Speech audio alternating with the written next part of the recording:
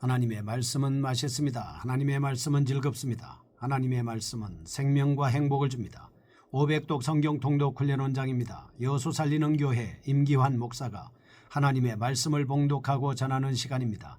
함께 하시면 기적이 일어납니다. 알람을 설정하시고 들으시면 좋겠습니다.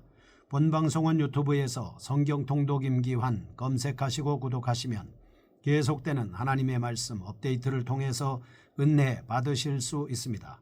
오늘은 잠언 25장을 봉독하고 말씀을 전하겠습니다. 잠언 25장. 이것도 솔로몬의 잠언이요 유다왕 히스기야의 신하들이 편집한 것이니라. 이를 숨기는 것은 하나님의 영화요 이를 살피는 것은 왕의 영환이라. 하늘의 높음과 땅의 깊음같이 왕의 마음은 헤아릴 수 없느니라. 은에서 찌꺼기를 제하라. 그리하면 장색에 쓸만한 그릇이 나올 것이요 왕 앞에서 악한 자를 제하라. 그리하면 그의 왕위가 의로 말미암아 견고히 서리라. 왕 앞에서 스스로 높은 제하지 말며 대인들의 자리에 서지 말라. 이는 사람이 내게 이리로 올라오라고 말하는 것이 네 눈에 보이는 귀인 앞에서 저리로 내려가라고 말하는 것보다 나음이니라. 너는 서둘러 나가서 다투지 말라. 마침내 네가 이웃에게서 욕을 보게 될 때에 내가 어찌할 줄을 알지 못할까 두려우니라. 너는 이웃과 다투거든 변론만 하고 남의 은밀한 일은 누설하지 말라. 듣는 자가 너를 꾸짖을 터이요 또 내게 대한 악평이 내게서 떠나지 아니할까 두려우니라. 경우에 합당한 말은 아로새긴 은쟁반의 금 사관이라. 슬기로운 자의 책망은 청종하는 귀의 금고리와 정금 장시일이라. 충성된 사자는 그를 본인이에게 마치 추수하는 날에 얼음 냉수 같아서 능히 그 주인의 마음을 시원하게 하느니라. 선물한다고 거짓 자랑하는 자는 비없는 구름과 바람 같으니라. 오래 참으면 관원도 설득할 수 있나니 부드러운 혀는 뼈를 꺾느니라. 너는 꿀을 보거든 조카리만큼 먹으라. 과식함으로 토할까 두려우니라. 너는 이웃집에 자주 다니지 말라. 그가 너를 싫어하며 미워할까 두려우니라. 자기의 이웃을 쳐서 거짓 증거하는 사람은 방망이요 칼이요 뾰족한 화살이니라. 환난 날에 진실하지 못한 자를 의뢰하는 것은 부러진 이와 위골된 발 같으니라. 마음이 상한 자에게 노래하는 것은 추운 날에 옷을 벗음 같고 소다 위에 식초를 부음 같으니라. 네 원수가 배고파 하거든 음식을 먹이고 목말라 하거든 물을 마시게 하라. 그리하는 것은 빈 숯을 그의 머리 위에 놓는 것과 일반이요 여호와께서 내게 갚아 주시리라. 북풍이 비를 일으킨 같이 참소하는 혀는 사람의 얼굴에 분을 일으키느니라. 다투는 여인과 함께 큰 집에서 사는 것보다 움막에서 혼자 사는 것이 나으니라. 먼 땅에서 오는 좋은 기별은 목마른 사람에게 냉수와 같으니라. 의인이 악인 앞에 굴복하는 것은 우물이 흐려짐과 샘이 더러워짐과 같으니라. 꿀을 많이 먹는 것이 좋지 못하고 자기의 영예를 구하는 것이 헛되니라. 자기의 마음을 제어하지 아니하는 자는 성읍이 무너지고 성벽이 없는 것과 같으니라. 아멘. 잠언 25장입니다. 인간관계에 관한 교훈입니다. 잠언 25장은 본서 전체에서 5째 부분입니다. 25장에서 29장에 속하는 교훈의 서두 부분이 진술된 곳입니다. 지혜자가 하나님의 통치를 대행하는 왕의 인정을 받기 위한 다른 자세와 아울러 절제 있는 처신을 제시함으로써 일상사 전반에서 자기 통제의 중요성을 말씀하고 있습니다. 1절에서 7절 왕의 인정을 받는 비결에 대해서 진술합니다. 8절에서 15절 모든 경우에 있어서 합당한 언어를 사용할 것을 제시하고 있습니다. 16절에서 28절 삶의 전반에 있어서 합당한 행동을 언급합니다. 본장의 구성상의 특징을 살펴보겠습니다. 첫째, 본장은 하나의 문장이 독립되어 있거나 또는 두 개의 문장이 결합되어 완전한 하나의 주제를 소개하고 있습니다. 이와 같은 사실은 본장이 본서의 셋째 대목과 유사한 전개 방식을 취하고 있음을 볼 수 있습니다. 둘째, 본장은 두드러지게 뭐뭐같이라는 자기법을 사용하고 있음을 볼 수 있습니다. 이러한 표현은 3절, 11절에서 14절, 18절에서 20절, 23절, 25절, 26절, 28절로 12번 사용되어 이어지고 있습니다. 이어지는 26장에서도 13번 사용되고 있습니다. 이와 같은 사실로 나타난 주도적인 사상을 살펴보겠습니다. 1절에서 7절입니다. 첫 번째, 하나님과 지상의 왕에 대한 진술을 통해서 하나님의 백성이 온전한 왕이신 하나님을 어떻게 인식해야 하는지를 비유적으로 가르쳐 주고 있습니다. 작은 가입니다. 왕으로 말미암아 인간의 행위에 대한 정확한 표준이 실현됨을 보여주고 있습니다. 2절, 이를 살피는 것은 왕의 영환이라 라는 말씀에서 단적으로 드러나고 있습니다. 이처럼 하나님의 지혜를 부여받는 자들은 모든 일을 정하기 이전에 언제나 하나님의 감추어진 뜻에 관심을 두고서 자신의 결정이 하나님 앞에서 합당한 것인지를 심사숙고해야 하는 것입니다. 6절과 7절입니다. 사람들이 왕 앞에서 자세를 통해서 지혜자의 하나님께 대한 바른 태도를 지적하고 있습니다. 즉 신하들의 겸손한 자세를 지적함으로써 하나님 앞에서의 방자하고 무례한 처신을 경고하고 있는 것입니다. 둘째, 8절에서 15절, 절제 있는 언어 생활을 권고하고 있습니다. 작은 가입니다. 지혜자는 타인에 대한 인신공격을 자제하라고 요구하고 있습니다. 왜냐하면 인신공격은 하나님의 진리를 분별하기 위한 정당한 분별이 아닙니다.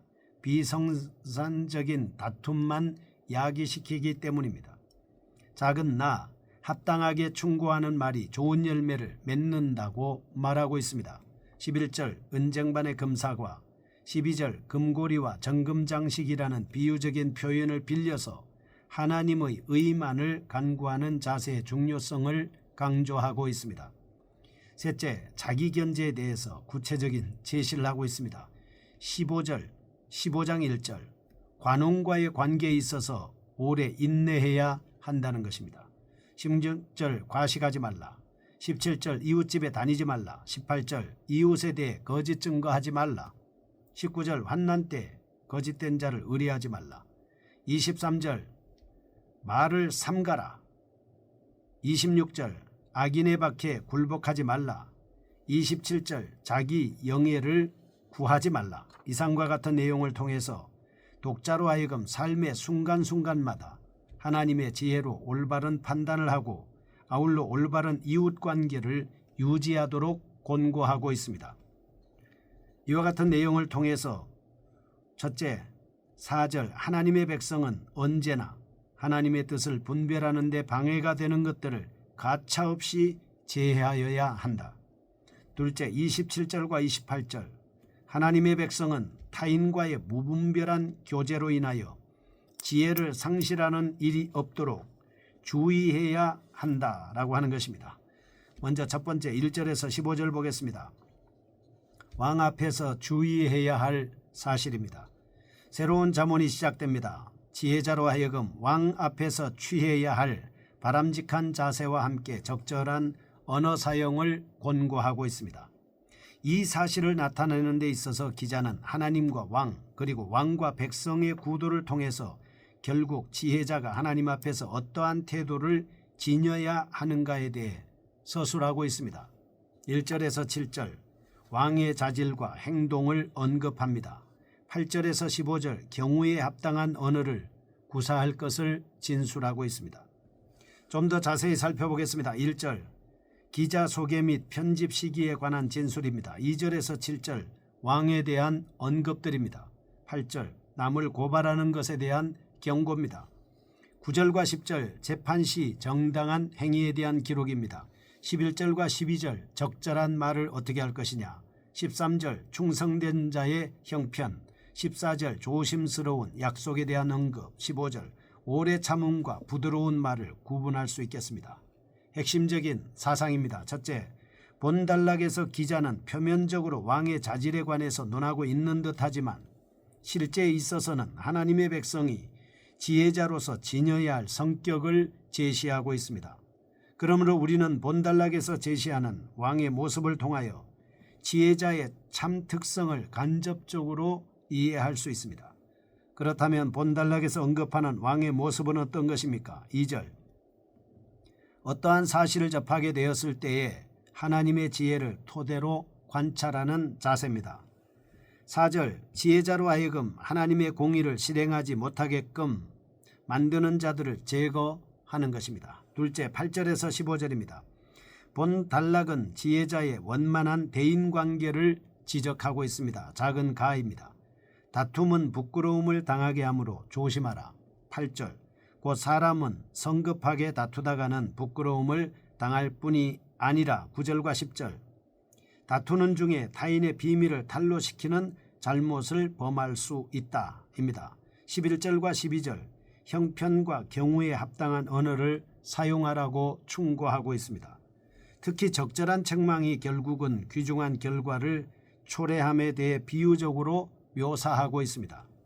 이상의 사실을 통해서 우리는 하나님의 백성이 이 지상에 실현시켜 나가는 주된 방식은 철저한 언어의 절제된 모습에서 반영된다는 교훈을 발견할 수 있습니다. 두 번째입니다. 16절에서 28절 합당한 행위를 하라고 하는 것입니다. 본단락은 내용상으로 볼 때 앞단락의 계속적인 성격을 지니고 있지만 영역을 일상사 반전으로 확대시켜서 자기 통제의 중요성을 한층 제고시키고 있습니다. 16절에서 20절 이웃과의 관계를 언급합니다. 21절에서 28절 원수와의 관계를 진술하고 있습니다. 좀 더 세분합니다. 16절은 과식을 금합니다. 17절 이웃을 저주하고 방문하는 것을 금하고 있습니다. 18절 재판 시에 거짓 증거를 경계하라는 것입니다. 19절 신뢰할 수 없는 자를 경계하는 것이죠. 20절 동정심에 관한 교훈이고 21절과 22절 원수에게 친절을 베푸는 행위입니다. 23절 참소하는 말입니다. 24절은 마음의 평강에 관한 서술입니다. 25절 좋은 소식에 관한 언급이고 26절 자신의 명성을 떨어뜨리는 의인, 27절은 자신을 높이는 내용, 28절은 자기 제어에 관한 교훈 등으로 나누어 볼 수 있겠습니다. 한편 본단락은 외견상 각 구절 간의 논리적 연결이 없기 때문에 일관성 있는 주제 전개를 추적하기에는 많은 어려움이 있습니다. 그만큼 여기서 다양한 소재를 사용하고 있는 것이죠. 물론 원문에는 간혹 대표적인 낱말로 앞뒤의 구절들이 연결되어 있기는 하지만 번역문에서 발견하기란 매우 곤란한 형편입니다. 그러나 앞뒤의 문맥과의 관계 속에서 현재 본단락의 각절을 면밀히 흐르고 있는 사실을 들추어 보면 중용, 진실, 자제심 등의 주제를 그 핵심으로 하고 있음을 알 수 있겠습니다. 이와 같은 점을 고려해 볼 때 본단락은 지혜자의 자기관리에 대한 모습을 보여주고 있습니다. 기자는 이 내용을 설명하기 위해 마지막 부분에서 자기 제어의 중요성을 강조하고 있습니다. 이제 지혜자에게 요구하는 생활 방식을 보겠습니다. 첫째 16절과 17절 이웃과의 관계에 있어서 과다한 접촉을 경계하고 있습니다. 무절제한 인간관계 자칫하면 하나님의 지혜보다도 사람의 지혜를 의존하게 만들기 때문입니다. 둘째 18절 타인의 인격을 중상하지 말라 지적합니다. 모든 인간은 의인이든 악인이든 간에 하나님의 귀한 형상의 소유자들입니다. 셋째 로마서 12장 15절 상심한 자의 비애를 함께 체휼함으로써 위로해 주도록 요구하고 있습니다. 넷째 21, 22절 원수를 사랑하라고 요구합니다. 다섯째 남을 해롭게 하면서 자신을 유익하게 만들려는 아첨에 대해서 경계하고 있습니다. 23절 의인들은 아첨하는 자를 자기 앞에 용납해서는 안 된다 하는 것입니다. 이상의 사실들을 통해서 우리는 하나님 백성의 규모 있는 삶에 대해서 배울 수 있습니다. 지혜자는 타인과의 관계에 있어서 가장 적절하고도 합리적인 삶의 형태를 보여주어야 합니다. 하나님의 말씀에 붙잡혀 지혜자로서 의롭고 바르게 살아갈 수 있도록 저희들에게 큰 지혜를 베풀어 주옵소서. 예수님의 이름으로 기도합니다. 아멘. 여수 살리는 교회 임기환 목사였습니다. 지금 극동방송을 듣게 하세요. 기적이 일어납니다. 우리는 지금 생명을 전하고 있습니다.